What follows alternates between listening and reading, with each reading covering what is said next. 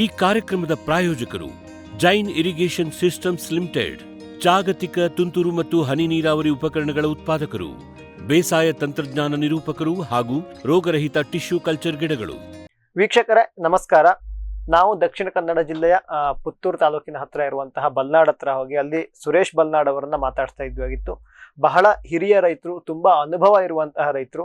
ಒಂದೊಂದೇ ವಿಷಯದ ಬಗ್ಗೆ ಕೂಲಂಕುಷವಾಗಿ ಕಾಳುಮೆಣಸಿನ ಬೇಸಾಯದ ಬಗ್ಗೆ ತಿಳ್ಕೊಡ್ತಾ ಬರ್ತಾ ಇದ್ವಾಗಿತ್ತು. ಇಷ್ಟೋ ತನಕ ನಾವು ಕಾಳುಮೆಣಸು ಇವ್ರ ತೋಟದಲ್ಲಿ ಹೋಗಿ ವಾಪಸ್ ಬಂದಿದೆ ಹೇಗೆ ಇರ್ಬೋದು ಅಂತ ಹೇಳೋದು, ನೀರಿನ ನಿರ್ವಹಣೆ, ಗೊಬ್ಬರದ ನಿರ್ವಹಣೆ, ಯಾವ ರೀತಿ ನಾಟಿ ಮಾಡಬೇಕು, ಬೇರೆ ಬೇರೆ ಮರಗಳಲ್ಲಿ ಹೇಗೆ ನಾಟಿ ಮಾಡ್ತಾ ಇದ್ದಾರೆ ಅನ್ನೋದ್ರ ಜೊತೆಗೆ ಹಿಂದಿನ ಕಂತಲ್ಲಿ ನಾವು ಈ ಕಾಳುಮೆಣಸಿನ ರೋಗಗಳ ಬಗ್ಗೆ ಒಂದಿಷ್ಟನ್ನ ಕೇಳ್ತಾ ಬಂದಿದ್ದಾಗಿತ್ತು. ಅರ್ಧಕ್ಕೆ ಹಾಕಂತ ನಿಲ್ಲಿಸಲಾಗಿತ್ತು. ಇವತ್ತಿನ ಕಂತಿನಲ್ಲಿ ವಾಪಸ್ಸು ಮತ್ತೆ ಸುರೇಶ್ ಬಲ್ನಾಡ್ ಸರ್ ಅವರನ್ನ ಮಾತಾಡಿಸಿ ರೋಗದ ನಿರ್ವಹಣೆ ಇರಬಹುದು, ಅದೇ ರೀತಿ ಯಾವ ಸಮಯದಲ್ಲಿ ಇವ್ರು ಕಟಾವು ಮಾಡ್ತಾರೆ, ಹೇಗೆ ಕಟಾವು ಮಾಡ್ತಾರೆ, ಕಾಳುಮೆಣಸನ್ನ ಒಣಗಿಸೋದು ಹೇಗೆ, ಇವ್ರದ್ದು ಒಣಗಿಸೋ ಸ್ವಲ್ಪ ಬೇರೆ ರೀತಿ ಒಣಗಿಸ್ತಾರೆ, ಒಣಗಿಸೋದ್ರಲ್ಲೇ ಅತ್ಯುತ್ತಮ ಕ್ವಾಲಿಟಿ ಬರುತ್ತೆ ಅಂತ ಹೇಳ್ತಾ ಇದ್ರು. ಅದು ಹೇಗೆ ಏನು ಅಂತ ಕೇಳ್ಕೊಂಡು ಬರೋಣ. ಸರ್, ನೀವು ಬೋರ್ಡೋ ಸ್ಪ್ರೇ ಕೊಡ್ತೀರಿ ಅಂತ ಹೇಳಿದ್ರಲ್ವಾ, ಒಂದೇದು ಯಾವಾಗ ಮಳೆ ಬರೋಕ್ಕಿಂತ ಮುಂಚೆ ಅಲ್ಲ, ನಾನು ಒಂದೇನು ಮಳೆ ಬರೋದಕ್ಕಿಂತ ಮುಂಚೆ ಬಿಡ್ತಾ ಇದ್ದೆ. ಜೂನ್ ಫಸ್ಟ್ ವೀಕಲ್ಲೇ ಬಿಟ್ಟು ಬಿಡುವ ಅಂತ. ಅದು ಏನಾಯ್ತು ಗೊತ್ತಾ, ನೀವು ಏನು ಕೊತ್ತು ಗೆರೆ ಬಂದ ಮೇಲೆ ಬಿಟ್ರೆ ಸರಿಯಾಗೋದು. ಯಾಕಂದ್ರೆ ಇಲ್ಲ ಗೆರೆಗೆ ಅದು ಕವರ್ ಆಗಿರೋದಿಲ್ಲ, ಆವಾಗ ಗೆರೆಗೆ ರೋಗ ಬಂದ್ರೆ ಇಳುವರಿನೇ ಹೋಯ್ತು. ಅದಕ್ಕೆ ಈಗ ಚೇಂಜ್ ಮಾಡಿ ಜೂನ್ ಎಂಡ್ ಅಥವಾ ಜುಲೈ ಫಸ್ಟ್ ವೀಕೆಂಡಿನೊಳಗೆ ಬಿಡ್ತೇವೆ. ಸಾಧಾರಣ 90% ಗೆರೆ ಬಿಟ್ಟಿರ್ತೇವೆ, ಅವಾಗ ಏನು ತೊಂದರೆ ಇಲ್ಲ. ಆಮೇಲೆ ಮತ್ತೊಮ್ಮೆ ಕೊಡ್ತೀರಾ? ಮತ್ತೊಮ್ಮೆ ನಾವು ಅಗತ್ಯ ಉಂಟಾ ಇಲ್ಲ ಅಂತ ಪ್ರಶ್ನೆ ಇಲ್ಲ. ಆಗಸ್ಟ್ ಸೆಪ್ಟೆಂಬರ್ ಅಲ್ಲಿ ಕೊಡ್ತೇವೆ. ಅಷ್ಟಲ್ಲದೆ ಮತ್ತೆ ಏನಾದರೂ ಸಂಶಯ ಬಂದ್ರೆ ಎಲ್ಲಿಗೆ ಬೇಕು ಅಲ್ಲಿಗೆ ಕೊಡ್ತೀರಾ? ಯಾಕಂದ್ರೆ ಕೆಲವು ಸಲ ಏನಾಗುತ್ತೆ ಅಂತ, ಕೆಲವು ಸಸಿಗಳಿಗೆ ಸರಿ ಬೀಳದೆ ಏನೋ ಯಾವುದೋ ಒಂದು ಕಾರಣಕ್ಕೆ ಸ್ವಲ್ಪ ಬ್ಲ್ಯಾಕ್ ಸ್ಪಾಟ್ ಬಂತು ಅಥವಾ ಹಳದಿ ಆಯ್ತು, ಗಿಡ ಸ್ವಲ್ಪ ವೀಕ್ ಆದ್ರೆ ಅದು ಅದರೊಟ್ಟಿಗೆ ವೀಕ್ ಆದ ಗಿಡಗಳನ್ನು ನಾವು ಈ ಏನು ಶಾಲೆಯಲ್ಲಿ ಮಕ್ಕಳು ಕಲಿಯುವಾಗ ಅವು ಸ್ವಲ್ಪ ಹಿಂದೆ ಬಿದ್ದಿದ್ದಾನೆ ಅಂತ ಹೇಳ್ತೇವಲ್ಲ, ಅವರನ್ನು ಸ್ವಲ್ಪ ನೋಡಿಕೊಳ್ಳೋದು ಜಾಸ್ತಿ. ಅಂದ್ರೆ ನಮ್ಮಲ್ಲಿ ನಾನು ನೋಡ್ತೇನೆ, ನಮ್ಮ ಮನೆಯವರೆಲ್ಲ ಅದರಲ್ಲಿ ಇಂಟ್ರೆಸ್ಟೆಡ್. ನನಗೆ ಗೊತ್ತಾಗದ್ದೀಗ ನನ್ನ ಮಗನಿಗೆ ಗೊತ್ತಾಗ್ತದೆ. ಯಾಕಂದ್ರೆ ಅವರ ಸ್ಕಿಲ್ಲೇ ಬೇರೆ. ಅವನಿಗೆಲ್ಲ ಈಗ ನನಗೆ ಅವನ್ನೆಲ್ಲ ಹೇಳಿಕೊಡ್ತಾನೆ, ಅಪ್ಪ ಅಲ್ಲಿ ಅದೊಂದು ಹಾಗಾಗಿದೆ ನೋಡಿದ್ರಾ ಅಂತ. ನಾನು ಸೀದಾ ಹೋಗ್ತೇನೆ ಕೆಲವು ಸಲ. ಅಂದ್ರೆ ಏನ್ ಹೇಳಿದ್ದು ಅಂತ ಹೇಳಿದ್ರೆ, ಮನೆಯಲ್ಲಿ ಒಬ್ರಿಗೆ ಇಂಟ್ರೆಸ್ಟ್ ಇದ್ರೆ ಸಾಲದು. ಮನೆಯಲ್ಲಿ ಇರುವವರು ಒಮ್ಮೆ ಹೋಗುವಾಗ ಅದನ್ನೊಂದು ಹೀಗೆ ನೋಡ್ತಾ ಇದ್ರೆ ಮತ್ತೆ ನಿಮ್ಗೆ ಅದು ದಿವಸಗಳು ನಾವು ಮತ್ತೊಂದು ವಿಶೇಷ ಇದೆ, ನಾವು ತೋಟಕ್ಕೆ ದಿವಸಕ್ಕೆ ಒಂದ್ಸಲ ಬರಲೇಬೇಕು, ನಡ್ಕೊಂಡೇ ಹೋಗ್ಬೇಕು, ಕಾರು ಹೋಗೋದಿದ್ರು. ಇಲ್ಲದ್ರೆ ಏನಾಗುತ್ತೆ ನಮಗೆ ಗೊತ್ತಾಗೋದಿಲ್ಲ. ಮತ್ತೆ ನಮಗೆ ಏನು ಬೇಕು, ನಮ್ಗೆ ಏನಾಗಿದೆ ಅಂತ ನಮಗೆ ಮರ ನೋಡುವಾಗಲೇ ಗೊತ್ತಾಗ್ತದೆ. ಮತ್ತೆ ನಾವು ದಿವಸಲ್ಲೂ ಬಂದ್ರೆ, ಇದು ನನ್ನ ಸೆಂಟಿಮೆಂಟ್ ಇರ್ಲಿಕ್ಕೂ ಸಾಕು, ಬಳ್ಳಿ ಒಳ್ಳೇದು ಬರುತ್ತೆ. ಒಳ್ಳೇದು ದಿವಸ ನೋಡ್ತೀವಿ ಸರ್, ಅದು ನೋಡ್ತೇವೆ. ಅದು ಸಹ ನಮ್ಮನ್ನು ನೋಡ್ತಾ ಇದ್ದಾರೆ, ನಮಗೆ ಗಮನ ಕೊಡ್ತಾರೆ ಅಂತ ಏನು ಅನಿಸ್ತದ ಗೊತ್ತಿಲ್ಲ ಅಂದ್ಕೊಂಡು.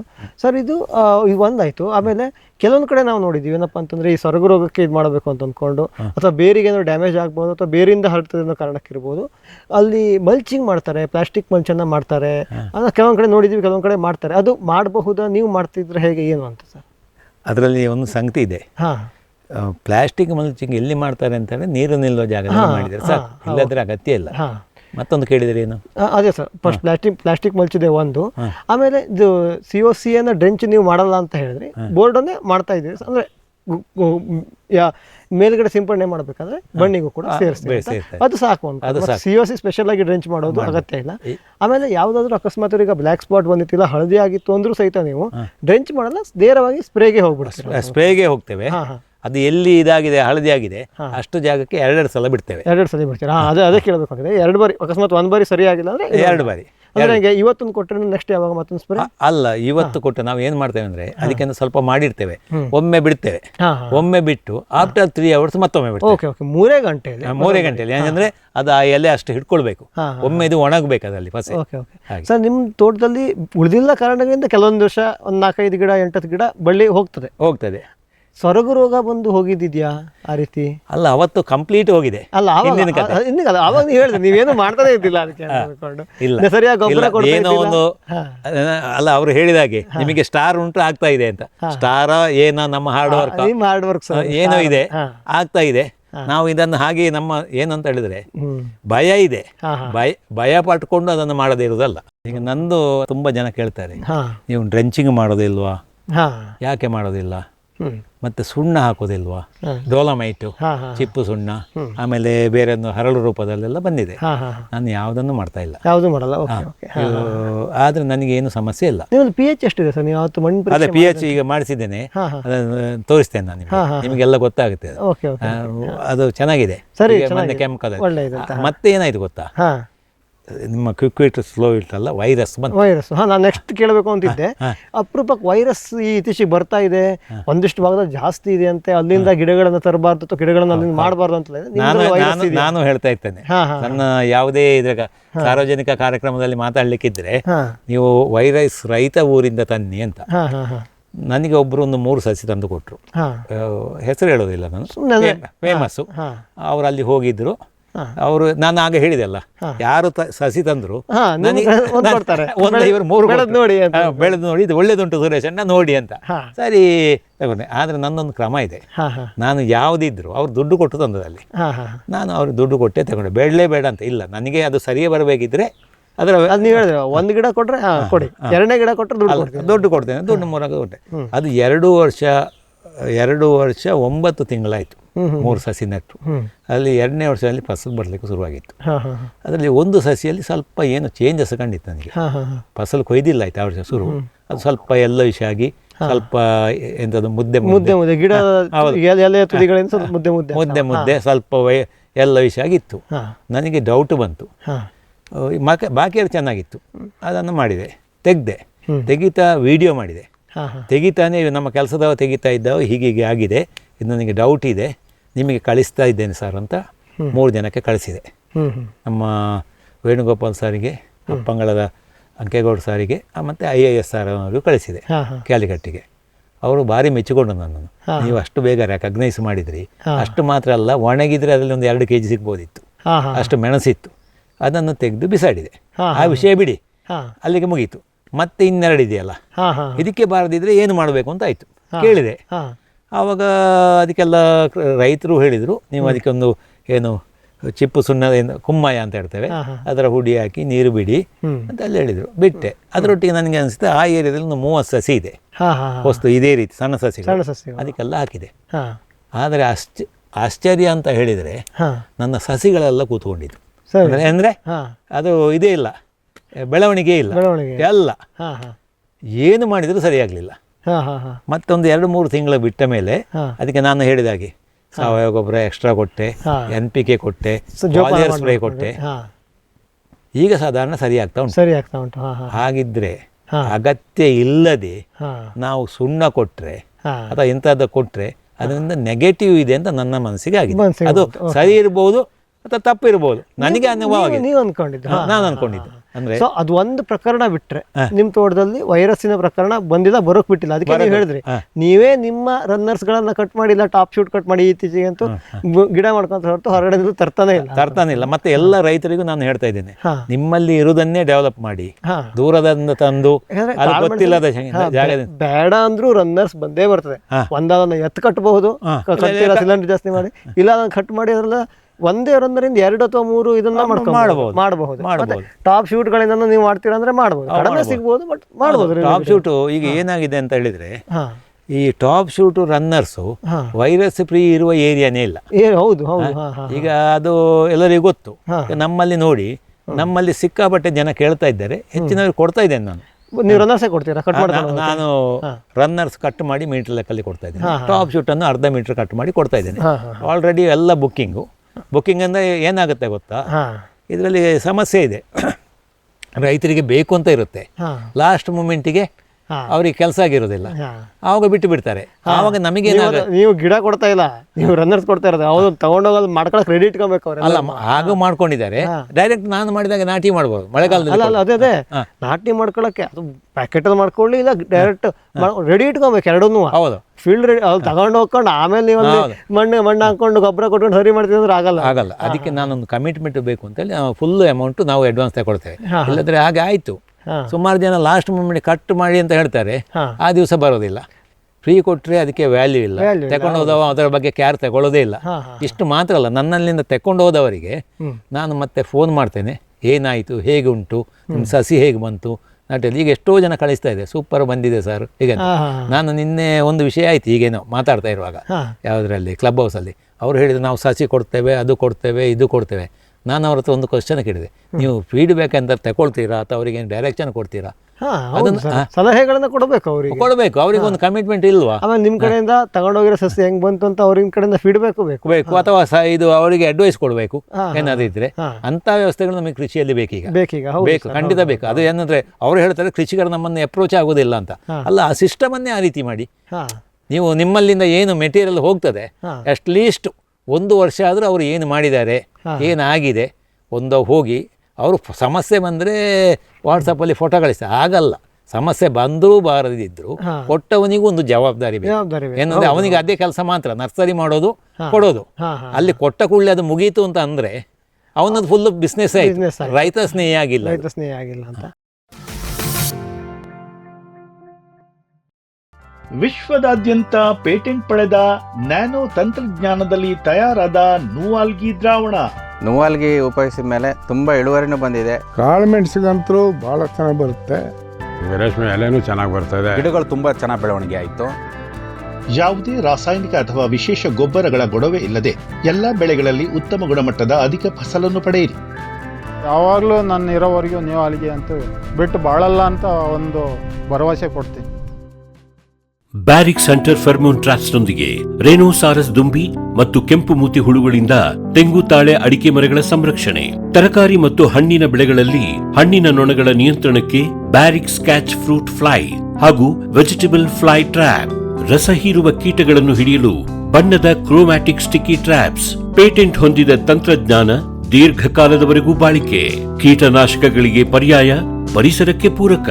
ಸುಸ್ಥಿರ ಸಾವಯವ ಕೃಷಿಗಾಗಿ ಬ್ಯಾರಿಕ್ಸ್. ಫ್ಯೂಚರ್ ಬಯೋಟೆಕ್ ಸಾವಯವ ಕೃಷಿಯ ವೇಗವರ್ಧಕ. ಪೋಷಕಾಂಶ ಪೂರೈಕೆಗೆ ಎನ್ಪಿಕೆ ಕಲ್ಚರ್, ವ್ಯಾಮ್, ಪಿಎಸ್ಪಿ ಮತ್ತು ಕೆಎಂಬಿ. ಜೈವಿಕ ರೋಗ ಕೀಟ ನಿಯಂತ್ರಣಕ್ಕೆ ಟ್ರೈಕೋಡರ್ಮಾ, ಸೂಡೋಮನಾಸ್. ಸಾವಯವ ಗೊಬ್ಬರ ಉತ್ಪಾದನೆಗೆ ಕಾಂಪೋಸ್ಟ್ ಕಲ್ಚರ್. ಹೂವು ಕಾಯಿ ಉದುರುವ ಸಮಸ್ಯೆಗೆ ಕಾಮಧೇನು ಮತ್ತು ಸತ್ವ. ಮಣ್ಣಿನ ಆರೋಗ್ಯ ವೃದ್ಧಿಗೆ ಫ್ಯೂಚರ್ ಬಯೋಟೆಕ್, ಧಾರವಾಡ.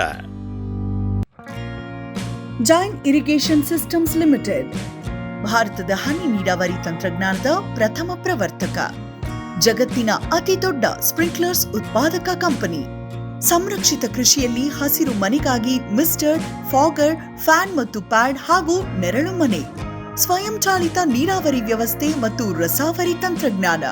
ಕೃಷಿಯಲ್ಲಿ ನೀರಿನ ಸಮರ್ಪಕ ಬಳಕೆ ಹಾಗೂ ಉಳಿತಾಯಕ್ಕೆ ಮತ್ತೊಂದು ಹೆಸರು ಜೈನ್.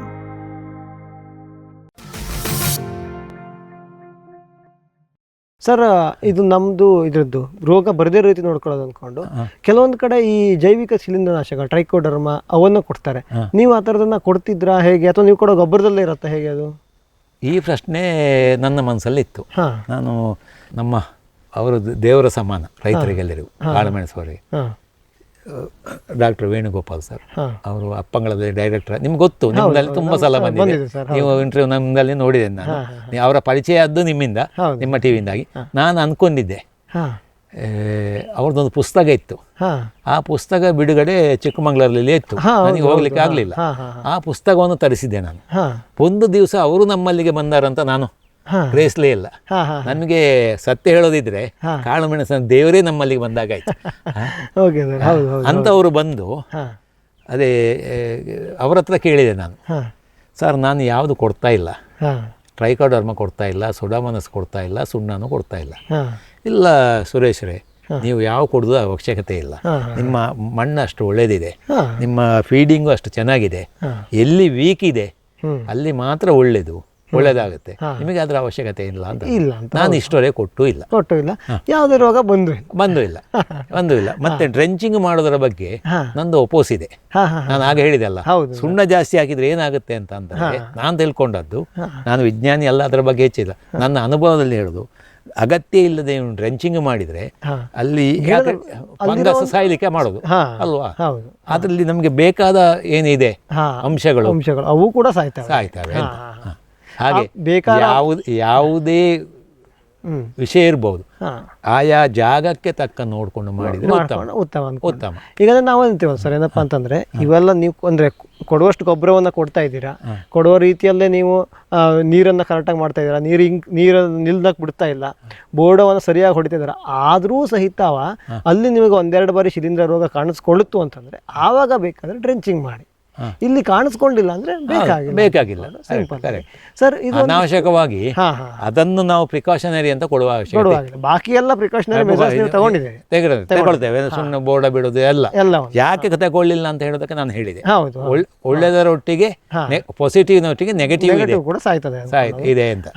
ಸರ್, ಇದು ರೋಗದ ಬಗ್ಗೆ ಆಯ್ತು. ಕೀಟಗಳ ಬಗ್ಗೆ ಬಂದ್ರೆ ಸಣ್ಣ ಇರಬೇಕಾದ್ರೆ ಸ್ವಲ್ಪ ಜಾಸ್ತಿ ಕೀಟ ಸಮಸ್ಯೆ ಅಂತ ಕೇಳಲ್ಪಟ್ಟು. ಯಾವುದು ಕೀಟಗಳು? ಕಾಳುಮೆಣಸಿಗೆ ಯಾವ ಕೀಟಗಳು ಬರ್ತವೆ, ಹೇಗೆ ಏನು ಅಂತ ಸರ್?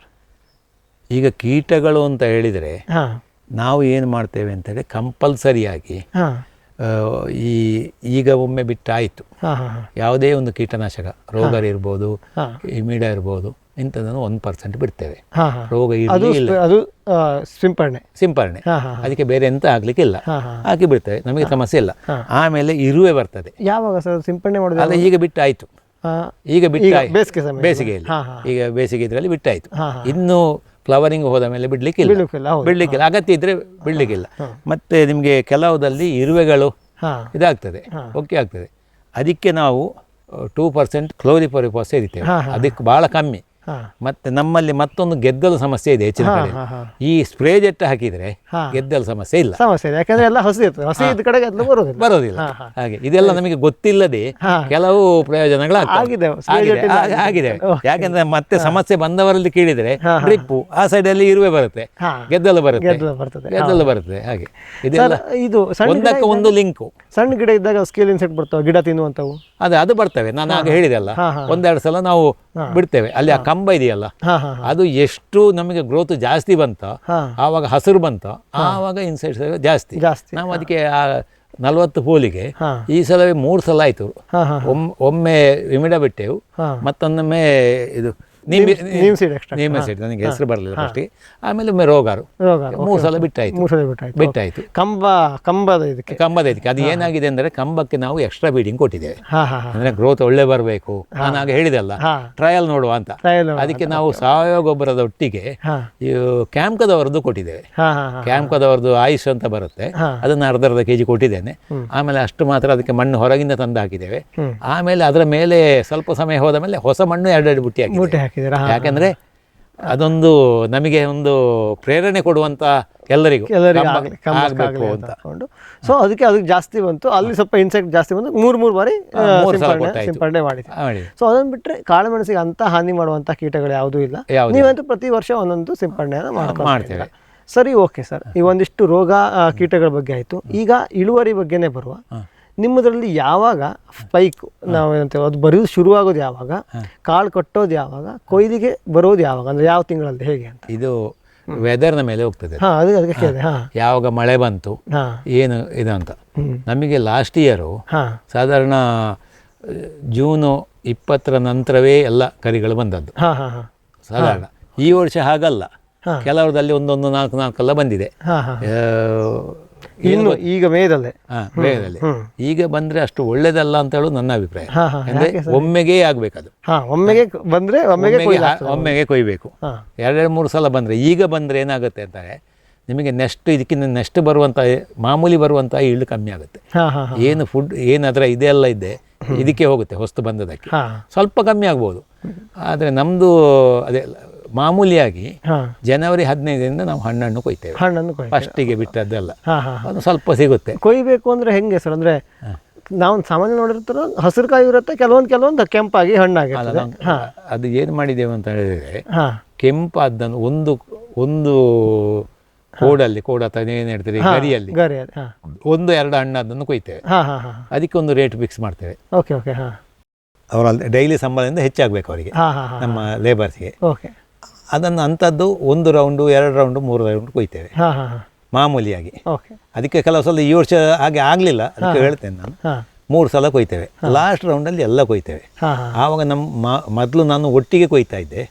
ಆವಾಗ ನಮಗೆ ರಿಕವರಿ 100 kgಗೆ 28 kg ಬರ್ತಾ ಇತ್ತು. ಓಕೆ ಯಾವುದು 100 kg ಹಸಿ ಇದನ್ನು ಒಣಸಿದ್ರೆ 28 kg ಬರ್ತಿತ್ತು. 100 kg ನಾವು ಹಸಿಯನ್ನು ನಾವು ತೂಕ ಮಾಡ್ತಾ ಇಲ್ಲ. ಆಯ್ತು, ಹಸಿ ಅಂದ್ರೆ ನಾವು ತೂಕ ಲೆಕ್ಕದಲ್ಲಿ ಕೊಯ್ಯುವ ಕಾರಣ ಅವರು 100 kg ಕೊಯ್ದದಕ್ಕೆ ಇದು ಗೆರೆ ಬಿಡಿಸುವುದಕ್ಕಿಂತ ಮೊದಲಿಂದಕ್ಕೆ 28 kg ಬರ್ತಿತ್ತು. 28 kg ಗೆರೆ ಬಿಡಿಸಿ ಒಣದ ಅಲ್ಲ, ನಾವು ಗೆರೆಯನ್ನೇ ತೂಕ ಮಾಡೋದು. ಗೆರೆನೇ ತೂಕ ಮಾಡೋದು. ಗೆರೆ ಮತ್ತೆ ಕಾಳು ಸಮೇತ ಅದನ್ನು ಬಿಡಿಸುವಾಗ 28 kg ಬರ್ತಿತ್ತು. ಆಮೇಲೆ ಅದರಲ್ಲಿ ನಮಗೆ ಜಳ್ಳು ಜಾಸ್ತಿ ಬರ್ತಾ ಇತ್ತು.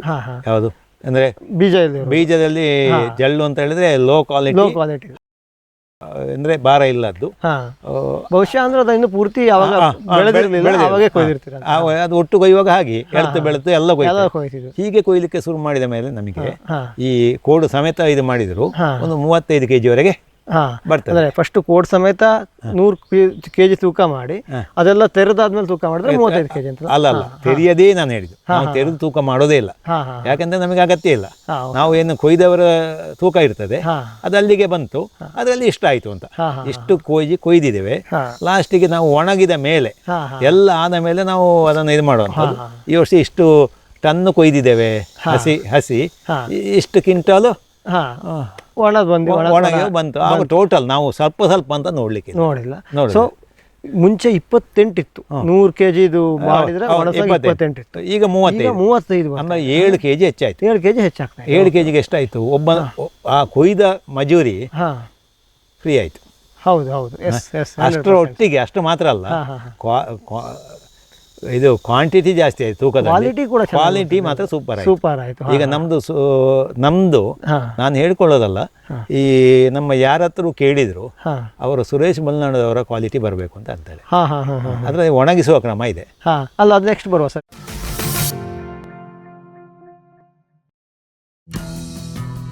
ಜೈನ್ಸ್ ಜಗತ್ತಿನ ಅತಿ ದೊಡ್ಡ ಅಂಗಾಂಶ ಕೃಷಿ ಪ್ರಯೋಗಾಲಯ ಹಾಗೂ ಟಿಸಿ ಗಿಡಗಳ ಉತ್ಪಾದಕರು. ಸಮೃದ್ಧ ಇಳುವರಿಗೆ ಜೈನ್ ಜೀನೇನ್, ಯಾಲಕ್ಕಿ, ನೇಂದ್ರನ್ ಹಾಗೂ ಕೆಂಪು ಬಾಳೆ ಸಸಿಗಳು, ದಾಳಿಂಬೆ, ಭಗವತಳಿಯ ರೋಗಮುಕ್ತ ಸಸಿಗಳು, ಲಕ್ನೋ 49 ಪೇರಳೆ, ಸ್ಟ್ರಾಬೆರಿ ಇತ್ಯಾದಿ ಗಿಡಗಳು ಯೋಗ್ಯ ಬೆಲೆಯಲ್ಲಿ. ಅಂಗಾಂಶ ಕೃಷಿಯ ಜಾಗತಿಕ ಬ್ರ್ಯಾಂಡ್ ಜೈನ್. ಗ್ರೀನ್ ಪ್ಲಾಸ್ಟ್ ISI ಪ್ರಮಾಣೀಕೃತ ಪರಿಶುದ್ಧ HDPE ಜಿಯೋ ಮೆಂಬ್ರೇನ್ ಪಾಂಡ್ ಲೈನರ್ಗಳು ಕೃಷಿ ಹೊಂಡ, ಕೆರೆ, ಕಾಲುವೆ, ಮೀನುಕೊಳ, ಸ್ಪಿರುಲಿನಾ ಹೊಂಡಗಳಿಗೆ ಬೇಕಾದ ಆಕಾರ ಮತ್ತು ವಿಸ್ತೀರ್ಣಗಳಲ್ಲಿ ಸರ್ಕಾರದ ಸಬ್ಸಿಡಿ ಯೋಜನೆಯಡಿ ಲಭ್ಯ. 100% ಪುನರ್ಬಳಕೆ, UV ಮತ್ತು ಒಡಕು ನಿರೋಧಕ, ಪಕ್ಕಾ ಜೋಡಣೆ, 5 ವರ್ಷಗಳ ಲಿಖಿತ warranty. Green plast. Megha solar energy solutions ಸುಲಭ ಲಭ್ಯ, ಕೈಗೆಟುಕುವ, ಸ್ವತಂತ್ರ, ಸುಸ್ಥಿರ ಭವಿಷ್ಯದ ಗ್ರೀನ್ ಎನರ್ಜಿ ಉಪಾಯ.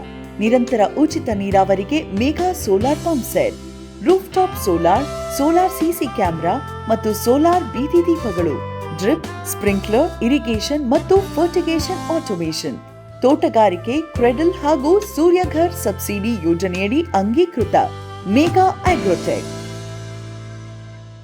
ಸಮೃದ್ಧ ಸಾವಯವ ಗೊಬ್ಬರ, MSGP ಮತ್ತು KCDC ಉತ್ಪಾದನೆ, ಫಾರ್ಮ್ ಟಿವಿಯಿಂದ ಸರಬರಾಜು. ಅತಿ ಕಡಿಮೆ ಬೆಲೆಗೆ ಅತ್ಯುತ್ತಮ ಗೊಬ್ಬರ. ಇಲ್ಲ ಭಾರಲೋಹ, ಕೃಷಿ ವಿಶ್ವವಿದ್ಯಾಲಯದಿಂದ ಪರೀಕ್ಷಿತ. ಸಾವಯವ ಇಂಗಾಲ, NPK, PH, EC ಎಲ್ಲ ನಿಗದಿತ ಮಿತಿಯಲ್ಲಿ. ಅಡಿಕೆ, ತೆಂಗು, ಬಾಳೆ, ಕಾಫಿ, ದಾಳಿಂಬೆ, ದ್ರಾಕ್ಷಿ, ಕಬ್ಬು, ಭತ್ತ, ಜೋಳ, ಹತ್ತಿ ಹೀಗೆ ಎಲ್ಲಾ ಬೆಳೆಗಳಿಗೂ ಪ್ರಶಸ್ತ. ಜೀವಂತ ಮಣ್ಣು, ಸಮೃದ್ಧ ಬೆಳೆ, ಅತ್ಯಧಿಕ ಲಾಭಕ್ಕೆ ಬಳಸಿ ಸಿಟಿ ಕಾಂಪೋಸ್ಟ್.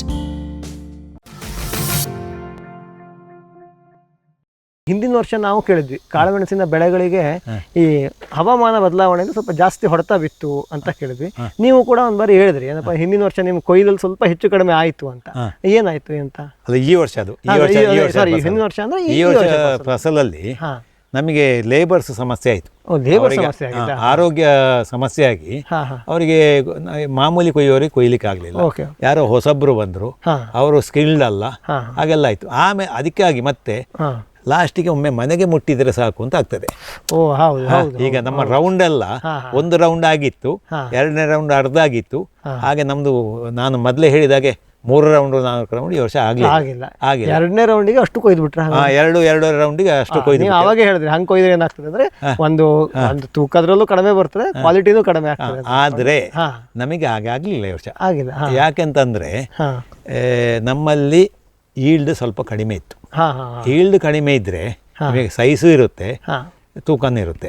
ಈಲ್ಡ್ ಜಾಸ್ತಿ ಆದ್ರೆ ಇದಾಗುತ್ತೆ. ಹಾಗಂತ ಹೇಳಿ ಈಲ್ಡ್ ಕಳೆದ ವರ್ಷದಿಂದ ಕಮ್ಮಿ ಅಲ್ಲ, ಬಳ್ಳಿ ಸಂಖ್ಯೆ ಜಾಸ್ತಿ ಆಗಿತ್ತು. ಇಲ್ಲದ್ರೆ ನಮ್ಗೆ ಜಾಸ್ತಿ ಆಗಬೇಕಿತ್ತು. ಓಕೆ ಸರ್, ಈಗ ತಗೊಬಂದ್ವಿ. ಅದು ಹೆಂಗೆ ಫಸ್ಟ್ 3 ಪಿಕ್ಕಿಂಗಲ್ಲಿ ನೀವು ಹೇಳಿದ್ರಿ, ಫಸ್ಟ್ 3 ಪಿಕ್ಕಲ್ಲಿ ಹೆಂಗಂದ್ರೆ ಒಂದು 2-3 ಹಣ್ಣಾಗಿರೋದು, ಉಳಿದೆಲ್ಲ ಹಸಿರದ್ದು ಕಾಳು ಇರ್ತದೆ, ತಗೊಬಂದ್ರಿ. ಅದನ್ನು ಒಣಸೋದು ಯಾವ ರೀತಿ, ಅದು ಬಹಳ ಮುಖ್ಯ ಅಂತ. ಕ್ವಾಲಿಟಿ ಅಂದರೆ ಈಲ್ಡು ನೀವು ಹೆಂಗೆ ಬೆಳೆಸಿದಿರೋ ಅನ್ನೋದ್ರ ಮೇಲೆ ಹೋಗ್ತದೆ, ಆದರೆ ಕ್ವಾಲಿಟಿಯನ್ನು ನಾವು ಮಾಡಬೇಕು. ನೀವು ಮುಂದೆ ಹೆಂಗೆ ಮಾಡ್ತೀರೋ ಅನ್ನೋದ್ರ ಮೇಲೆ ಹೋಗ್ತದೆ ಅಂದ್ಕೊಂಡು. ಒಣಸೋದು ಹೇಗೆ, ನಿಮ್ಮ ಟೆಕ್ನಿಕ್ ಏನು, ಹೇಗೆ ಅಂತ? ಅಲ್ಲ, ನಮ್ಮದು ಟೆಕ್ನಿಕ್ ಸಿಂಪಲ್. ನಾವು ಫಸ್ಟಿಗೆ ಏನು ಮಾಡ್ತೇವೆ ಅಂತಂದರೆ, ನಮ್ಮ ಹತ್ರ 800ರಿಂದ 1 ಟನ್ನು ಗಂಟೆಗೆ ಗೆರೆ ಕಾಳು ಬಿಡಿಸುವಂಥ ಇದಿದೆ, ಮಿಷನ್ ಇದೆ. ಅದರೊಟ್ಟಿಗೆ ಒಂದು ಸಣ್ಣದು ಇದೆ ಮೊದಲಿದು. ಅದು ಮ್ಯಾನ್ಯುವಲ್ ಅಂದರೆ ಅದು ಕೈಯಿಂದ ಅದರ ಇದೆಲ್ಲ ತೆಗಿಬೇಕು, ಅದು ಆಟೋಮೆಟಿಕ್ ಆಗುತ್ತೆ. ತೆಗಿತೇವೆ, ಕೂಡಲೇ ತಗೊಂಡೋಗಿ ಅಂಗಳದಲ್ಲಿ ಹಾಕ್ತೇವೆ. ಜನವರಿ ಎಂಡಿವರೆಗೆ ನಮ್ಮ ಸೋಲಾರ್ ಡ್ರೈಯಲ್ಲಿ ಒಣಗಿಸ್ತೇವೆ. ಅದಕ್ಕೂ ಕಾರಣ ಇದೆ, ಅಂದರೆ ಆವಾಗ ಹೀಟ್ ಕಮ್ಮಿ ಇರುತ್ತೆ, ಬಿಸಿ ಕಮ್ಮಿ ಇರುತ್ತೆ. ಎಲ್ಲಿ ಸ್ವಲ್ಪ ಚಳಿಗಾಲ, ಆಮೇಲೆ ಮಂಜು, ಇದೆಲ್ಲ ಅದರೊಳಗೆ ಎಫೆಕ್ಟ್ ಆಗೋದಿಲ್ಲ. ಅದರೊಳಗೆ ಹೀಟ್ ಆಟೋಮೆಟಿಕ್ ಆಗಿ ಜಾಸ್ತಿ ಆಗ್ತದೆ. ಮತ್ತೆ ಮಂಜಿಗೆಲ್ಲೂ ಬೀಳಲ್ಲ, ಮಂಜೆಲ್ಲೂ ಬೀಳೋದು. ಹಾಗೆ ಅದು ಮುಗಿಯಲ್ಲಿವರೆಗೆ ನಾವು ಅದರೊಳಗೆ ಒಣಗಿಸ್ತೇವೆ. ಆವಾಗಂದ್ರೆ ನಮ್ದು ಪಿಕ್ಕಿಂಗ್ ಕಮ್ಮಿ ಇರ್ತದೆ, ಯಾಕಂದ್ರೆ ಹಣ್ಣು ಮಾತ್ರ ಸ್ವಲ್ಪವೇ ಸಿಗ್ತಾ ಇರ್ತದೆ, ಜಾಗ ಸಾಕಾಗುತ್ತೆ. ಮತ್ತೆ ಏನು ಮಾಡ್ತೇವೆ, ಅದು ಆ ಹಂತ ಮುಗಿದ ಮೇಲೆ ಯಾವುದಿದ್ರು ಬಿಡಿಸಿದ ಕೂಡಲೇ ಕಾಳು ಬಿಡಿಸ್ತೇವೆ. ಬಿಡಿಸುವಾಗಲೇ ಗೋಣಿಗೆ ಹೋಗುತ್ತೆ, ಚೀಲಕ್ಕೆ. ಅಂಗಳದಲ್ಲಿ ವೀಡ್ ಹಾಕಿದ್ದೇವೆ. ಅದರ ಮೇಲೆ ನಾವು ಶಿಲ್ಪಲಿನ್ ಶೀಟ್ ಹಾಕ್ತೇವೆ, ದೊಡ್ಡದು. ಶಿಲ್ಪಲಿನ್ ಶೀಟ್ ಅಂದ್ರೆ ಬಿಳಿ ಶೀಟ್. ಅದು ದೊಡ್ಡದಿರುತ್ತೆ. ಅದರಲ್ಲಿ ಹರಗ್ತೇವೆ ಅರ್ಧಕ್ಕೊರೆಗೆ. ಅದನ್ನು ಅರ್ಧಕ್ಕೊರೆಗೆ 1 ಇಂಚಿಂದ 1.5 ಇಂಚು ದಪ್ಪಕ್ಕೆ ಹರಗ್ತೇವೆ. ಅದನ್ನು ಮತ್ತೆ ಆ ಸೈಡ್ ಏನು ಅರ್ಧ ಇದೆ ಅದನ್ನು ಫೋಲ್ಡ್ ಮಾಡ್ತೇವೆ. ಫೋಲ್ಡ್ ಮಾಡಿ ಅದರ ಆ ಫೋಲ್ಡ್ ಮಾಡಿ ಸೈಡಿಗೆ ಏನು ಇಡೋದಿಲ್ಲ, ಅಲ್ಲಿ ಅದೇ ಇರುತ್ತೆ. ಮತ್ತೆ 3 ಸೈಡಿಗೆ ನಾವು ಇದಿದೆ, 2 ಇಂಚಿನ GI ಇದಿದೆ, ಪೈಪ್ ಇದೆ, ಸ್ಕ್ವೇರ್ ಇದು ಪೈಪ್ ಯಾವುದು ಬೇಕಾದ್ರೆ ಇಡ್ತಾರೆ. ಅದನ್ನು ಇಟ್ಟು ಹಾಗೆ ಬಿಡ್ತೇವೆ. ಶುರುವಿಗೆ 2 ದಿವಸ ಬಿಡ್ತೇವೆ. ಅಂದ್ರೆ ಇವತ್ತು ಬೆಳಿಗ್ಗೆ ಹಾಕಿದ್ರೆ ನಾಳೆಲ್ಲ ಅದರ ಮರು ದಿವಸ ಓಪನ್ ಮಾಡ್ತೇವೆ. ಸಾಮಾನ್ಯವಾಗಿ ದಿವಸ ಓಪನ್ ಮಾಡಬೇಕು ಇದೆ, ನಾವು ಹಾಗೆ ಮಾಡೋದಿಲ್ಲ. 2 ದಿವಸ ಮುಚ್ಚೆ ಇಡೋದು. ಮುಚ್ಚೆ ಹಿಡಿದು ಯಾವಾಗ ಫಸ್ಟಿಗೆ ಅಂದ್ರೆ ಆವಾಗ ಟೆಂಪರೇಚರ್ ಅಷ್ಟೇ ಇರೋದಿಲ್ಲ, ಅದಕ್ಕೆ ಬೇಕಾದ್ರೆ ಸರಿಯಾಗಿ ಕಿಲ್ಲಿಂಗ್ ಆಗಲಿ ಅಂತ. ಆವಾಗ ತೆಗೆಯುವಾಗ ನಮಗೆ ಫುಲ್ಲು ನೀರಿರುತ್ತೆ, ವೆಟ್ಟಾಗಿ. ಅದನ್ನು ಸ್ವಲ್ಪ ರಾಶಿ ಮಾಡ್ತೇವೆ. ರಾಶಿ ಮಾಡಿ ವೆಟ್ಟಿದ್ದನ್ನು ಬಟ್ಟೆ ಹೆಚ್ಚಿದ್ರೆ ಬಟ್ಟೆಯಲ್ಲಿ ಉಜ್ಜಿ ತೆಗಿತೇವೆ, ಹಿಂಡಿ ತೆಗಿತೇವೆ. ಆಮೇಲೆ ಹರಗ್ತೇವೆ. ಹರಗೋದು ಅಂದರೆ ಒಂದು ಸಾಮಾನ್ಯ ಒಂದು ಕಾಳಿನ ಮೇಲೆ ಒಂದು ಕಾಳೆಲ್ಲ ಇರುತ್ತೆ ಅವಾಗ. ಆಮೇಲೆ ಹರಗಿದ ಕೂಡಲೇ ಮಧ್ಯಾಹ್ನ 2 ಗಂಟೆಗೆ ಒಮ್ಮೆ ಈ ಭತ್ತಕ್ಕೆ ಕೈ ಹಾಕೋದು ಅಂತ ಇದೆ, ಗೊತ್ತಾ ನಿಮಗೆ? ಕಣಕ್ಕೆ ಕೈಯಲ್ಲಿ ಅದನ್ನು ಹರಗಿಸ್ತೇವೆ. ಕೆಳಗಡೆ ಮೇಲೆ ಆಗಬೇಕು, ಹೌದು. ಮತ್ತೆ ಅದು ಅಲ್ಲಿ ಗ್ಯಾಪ್ ಅಲ್ಲಿ ಏನಾದರೂ ಲಿಕ್ವಿಡ್ ಇದ್ರೂ ಸಮೇತ ಹೋಗ್ತದೆ. ಆ ದಿವಸ ಹಾಗೆ ಮಾಡಿ ಸಾಯಂಕಾಲ ಅದೇ ಫೋಲ್ಡಿಂಗ್ ಅನ್ನು ವಾಪಸ್ ಫೋಲ್ಡ್ ಮಾಡ್ತೇವೆ. ಅದು ದಿವಸ ಫೋಲ್ಡ್ ಮಾಡ್ತೇವೆ, ಓಪನ್ ಇಡೋದೇ ಇಲ್ಲ. ಆಮೇಲೆ ದಿವಸ ಫೋಲ್ಡ್ ಮಾಡ್ತೀವಿ ಅರ್ಥ ಆಗಿಲ್ಲ. ಬೆಳಿಗ್ಗೆ ಸಂಜೆ ತನಕ ಬಿಸಿಲಲ್ಲೇ ಇರ್ತದೆ, ರಾತ್ರಿ ಸಂಜೆ ಆಮೇಲೆ ಮತ್ತೆ ಫೋಲ್ಡ್ ಮಾಡೋದು, ನಾಳೆ ಬೆಳಿಗ್ಗೆ ತೆಗೆಯೋದು ವಾಪಸ್ ಹರಗೋದು. ಹಾಗಾದ್ರೆ ಸರಿಯಾಗಿ ಅದು ಮಿಕ್ಸ್ ಆಗ್ತದೆ. ಹಾಗೆ 3 ದಿವಸ ಇರ್ತೇವೆ. 3 ದಿವಸವೋ 2.5 ದಿವಸವೋ ಅಥವಾ 4 ದಿವಸವೋ ಇರ್ಬೋದು. ನಮ್ಮ ಹತ್ರ ಇದಿದೆ, ಮಾಯಿಶ್ಚರ್ ಮೀಟರ್ ಇದೆ. ಅದನ್ನು ನೋಡಿ ಎಷ್ಟು ಇರ್ಬೇಕು ಸರ್ ಮಾಯಿಶ್ಚರ್? ಹೇಗೆ ನಾವು 11ಕ್ಕೆ ಇಡ್ತೇವೆ. 11ಕ್ಕೆ ಇಡಬೇಕು. ಸಾಮಾನ್ಯವಾಗಿ 12ಗಿಂತ ಕಡಿಮೆ ಇರಬೇಕು. ಅಲ್ಲ, ನಮ್ದು ಕ್ಯಾಂಪ್ಕದವ್ರದ್ದು 11 ಇದೆ. 11ಕ್ಕೆ ಇಡ್ತೇವೆ. 11ಕ್ಕೆ ಇಟ್ಟು 11 ಬಂದ ಕೂಡಲೇ ನಾವು ತೆಗೆದು ನಾವು ಅದನ್ನು ಚೀಲದಲ್ಲಿ ತುಂಬಿಸ್ತೇವೆ. ತೆಗೆದು 1 ದಿವಸ ನೆರಳಲ್ಲಿ ಬಿಡ್ತೇವೆ. ಅದರಲ್ಲಿ ಗುಪ್ಪೆ ಹಾಕಿ ಬಿಡೋದಿಲ್ಲ. ಬ್ಯಾಗಲ್ಲಿ ಇದ್ರು ಬ್ಯಾಗ್ಗಳ ಅರ್ಧ ಬ್ಯಾಗ್ ತುಂಬಿಸಿ ಓಪನ್ ಮಾಡಿ ಇಟ್ಟು ಗುಪ್ಪೆ ಹಾಕಿ ಇಟ್ಟರೆ ಒಳ್ಳೇದೇ. ಆದರೆ ಆ ಲೇಬರ್ ತುಂಬ ತಿಂತದೆ, ಜಾಗನೂ ಬೇಕು. ಹಾಗೆ 1-2 ದಿವಸ ಹಾಗೆ ಇಟ್ಟು ಮತ್ತೆ ಗೋಣಿ ಫುಲ್ ಮಾಡಿ ಇರ್ತೇವೆ. ಆವಾಗ ಕ್ಲೀನ್ ಮಾಡೋದಿಲ್ಲ, ಕ್ಲೀನ್ ಮತ್ತೆ ಮಾಡೋದು. ಇಲ್ಲದ್ರೆ ಒಂದು ಇಷ್ಟ ಆದ ಮೇಲೆ ಮಾಡುವಂಥದ್ದು. ಹೀಗೆ ಮಾಡಿದರೆ ನಿಮಗೆ ಜಲ್ಲು ಕಮ್ಮಿ, ಕ್ವಾಲಿಟಿ ನಾನು ತೋರಿಸ್ತೇನೆ, ಕ್ವಾಲಿಟಿ ತುಂಬಾ ಚೆನ್ನಾಗಿರುತ್ತೆ. ಕಲರ್ ಅಂತೂ ಕಪ್ಪು ಬಂಗಾರ. ಆದರೆ ಏನಾಗುತ್ತೆ ಗೊತ್ತಾ, ಅದರಲ್ಲಿ ಒಂದು ಡ್ರಾಬ್ಯಾಕ್ ಇದೆ. ತುಂಬಾ ಹಣ್ಣಾಗಿದ್ರೆ ಹಣ್ಣಿನ ಸಿಪ್ಪೆ ಹೋಗಿ ಆ ಸಿಪ್ಪೆ ಹೋದ ಕಾಳುಗಳು ಸ್ವಲ್ಪ ಡಿಮ್ ಕಾಣ್ತದೆ. ಅದೇನು ಮಾಡ್ಲಿಕ್ಕೆ ಬರೋದಿಲ್ಲ, ನ್ಯಾಚುರಲ್. ಸಾಮಾನ್ಯವಾಗಿ ಮತ್ತೆ ಕಾಯಿ ಇದಕ್ಕೆ ಹೋಲಿಸ್ಕೊಂಡ್ರೆ ಹಣ್ಣು ಕಡಿಮೆನೇ ಇರ್ತದಲ್ಲ ಸರ್, ಸಂಖ್ಯೆ ಕಡಿಮೆ ಇರ್ತದೆ. ಅದು ನೀವು ಕೊಯ್ದಲ್ಲಿ ನೋಡ್ಕೊಬೇಕು. ಆದ್ರೆ 2-3 ಆದ ತಕ್ಷಣ ಅದಕ್ಕೂ ಒಂದು ಉಪಾಯ ಆಗಬೇಕು ಅಂತ ಹೇಳಿ ನಾವು ಈ ವರ್ಷದಿಂದ ಆ ಹಣ್ಣನ್ನು ಏನು ಲಾಸ್ಟಿಗೆ ಉಳಿತದೆ, ನಾವು ಫಸ್ಟಿಗೆ ತಂದು ಕೊಯ್ದ ಮೇಲೆ ಶೀತ ಗೋಣಿಯಲ್ಲಿ ಇಡೋದಿಲ್ಲ, ಸಾಯಂಕಾಲ ನೆಲದಲ್ಲಿ ಹರಗಿ ಬಿಡ್ತೇವೆ. ಅದರಲ್ಲಿ ಮಾಯಿಶ್ಚರ್ ಇದ್ದದ್ದು ಹೋಗ್ಲಿಕ್ಕೆ, ಸ್ವಲ್ಪ ಡ್ರೈ ಆಗಲಿ, ಬೆಳಿಗ್ಗೆ ಡಿಕೋಡಿಂಗ್ ಮಾಡಲಿಕ್ಕೆ. ಈ ಸಲ ನಾವು ಸ್ವಲ್ಪ ಬಿಳಿ ಮೆಣಸು ಮಾಡಿದೆವು, ಬೋಳುಕಾಳು. ಅದು ಸ್ವಲ್ಪ ಮಾಡಿದ್ದೇವೆ. ಅದು ಹಣ್ಣಿನ ಒಟ್ಟಿಗೆ ಕಾಯಿನೂ ಹಾಕಿ ಮಾಡಿದ್ದೇವೆ, ಬರೀ ಕಾಯಿನೂ ಮಾಡಿದ್ದೇವೆ, ಎಲ್ಲ ಟೆಸ್ಟ್ ಮಾಡಿದ್ದೇವೆ. ಬೋಳುಕಾಳು ಹೆಂಗೆ ಸರ್ ಮಾಡೋದು, ಪ್ರೊಸೆಸ್ ಹೆಂಗೆ? ಬೋಳುಕಾಳಿಗೆ ನನಗೆ ಗೊತ್ತಿಲ್ಲ ಆಯ್ತು, ನಾನು ಹೊಸಬ. ಎಲ್ಲರೂ ಕೇಳ್ತಾರೆ ನಿಮಗೆ ಅದು ಗೊತ್ತಿಲ್ವಾ ಅಂತ. ನಮಗೆ ಗೊತ್ತಿಲ್ಲ ಅಂತ ಹೇಗೆ ಹೇಳೋದಪ್ಪ. ಕಾಳುಮೆಣಸಿನ ಬಗ್ಗೆ ಅಥವಾ ಯಾವುದೇ ಒಂದು ಬೆಳೆ ಬಗ್ಗೆ ಇಷ್ಟೆಲ್ಲ ವರ್ಷಗಳಿಂದ ಅನುಭವ ಇರುವಂತಹ ರೈತರು ನಮಗೆ ಸಿಗೋದು ಬಹಳ ಅಪರೂಪ. ಅಂತ ರೈತರು ಸಿಕ್ಕಾಗ ಅವರದ್ದೇ ಒಂದು 3-4 ಕಾರ್ಯಕ್ರಮಗಳನ್ನು ನಾವು ಮಾಡಿದ್ದೀವಿ. ಅದೇ ರೀತಿ ಸುರೇಶ್ ಬಲ್ನಾಡ್ ಸರ್ ಅವ್ರದ್ದು ಕೂಡ ಒಂದು 4-5 ಕಾರ್ಯಕ್ರಮ, ಎಷ್ಟಾಗತ್ತೋ ಅಷ್ಟಾಗತ್ತೋ ಅಂದ್ಕೊಂಡು ಅವರನ್ನ ಕುಳಿಸಿ ಪ್ರತಿಯೊಂದು ವಿಷಯದ ಬಗ್ಗೆ ಪ್ರಶ್ನೆ, ಅದಕ್ಕೆ ಮತ್ತೊಂದು ಮರು ಪ್ರಶ್ನೆ, ಹಾಗೆ ಹೀಗೆ ಅಂತ ಅಂದ್ಕೊಂಡು ಒಂದಿಷ್ಟು ಕಾರ್ಯಕ್ರಮಗಳನ್ನು ನಾವು ಮಾಡ್ಕೊಂತ ಬಂದಿದ್ವಿ. ಇವತ್ತಿನ ಕಂತಿನಲ್ಲಿ ಅವರದ್ದು ಕೊಯ್ಲು, ಸಂಸ್ಕರಣೆ ಇರಬಹುದು, ಕಾಳುಮೆಣಸು ಯಾವ ರೀತಿ ಮಾಡ್ತಾರೆ, ಸಂಸ್ಕರಣೆ ಯಾವಾಗ ಬರುತ್ತೆ, ಕೊಯ್ಲಿಗೆ ಹೇಗೆ, ಎಷ್ಟು ಬರುತ್ತೆ, ಏನು ಅನ್ನೋದ್ರ ಬಗ್ಗೆ ಒಂದಿಷ್ಟು ಮಾಹಿತಿ ಕೊಟ್ಟರು. ಇಷ್ಟೊಂದು ಮಾಹಿತಿ ಕೊಟ್ಟಿದ್ದಕ್ಕೆ ಅವರಿಗೆ ಧನ್ಯವಾದವನ್ನು ಹೇಳ್ತೆ. ನಾಳೆ ಇನ್ನೊಂದು ಕಾರ್ಯಕ್ರಮ ಬರುತ್ತೆ, ಅದನ್ನು ಕೂಡ ನಿರೀಕ್ಷಿಸಿ ಅಂತ ಹೇಳ್ತಾ ನಮ್ಮ ಕಾರ್ಯಕ್ರಮವನ್ನು ಮುಗಿಸೋಣ. ನಮಸ್ಕಾರ. ಈ ಕಾರ್ಯಕ್ರಮದ ಪ್ರಾಯೋಜಕರು ಜೈನ್ ಇರಿಗೇಷನ್ ಸಿಸ್ಟಮ್ಸ್ ಲಿಮಿಟೆಡ್, ಜಾಗತಿಕ ತುಂತುರು ಮತ್ತು ಹನಿ ನೀರಾವರಿ ಉಪಕರಣಗಳ ಉತ್ಪಾದಕರು, ಬೇಸಾಯ ತಂತ್ರಜ್ಞಾನ ನಿರೂಪಕರು ಹಾಗೂ ರೋಗರಹಿತ ಟಿಶ್ಯೂ ಕಲ್ಚರ್ ಗಿಡಗಳು.